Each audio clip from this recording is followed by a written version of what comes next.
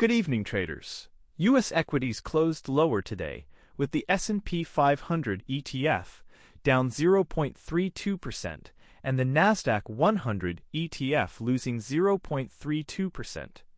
The Dow ETF also fell 0.34%.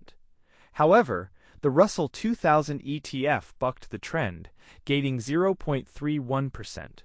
Geopolitical tensions in the Strait of Hormuz continue to be a major driver, pushing WTI crude oil up 1.67% to $83.50 and Brent crude up 1.7% to $89.21. Iran announced the closure of the Hormuz Strait until certain conditions are met, and U.S. energy officials have raised their oil price forecast due to expected persistent disruptions.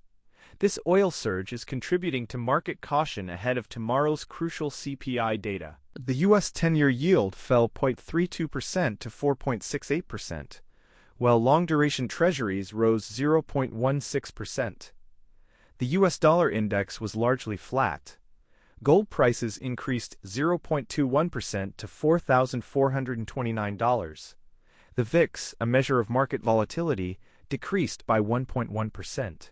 Looking ahead, the main event is the U.S. CPI report for July, due out tomorrow at 8:30 a.m. Eastern.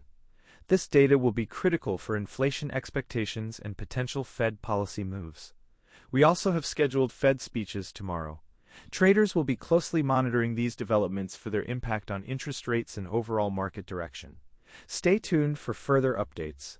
The desk should separate fresh catalysts from background commentary and wait for market confirmation before upgrading a theme. If the same story keeps crossing without a broader move, it remains context rather than a new trading signal. If rates, the dollar, commodities, and index futures begin to confirm the tape, the next brief should elevate that theme. Until then, the useful question is whether the headline flow changes positioning, liquidity, or the next scheduled risk window. This keeps the brief focused on evidence, not noise.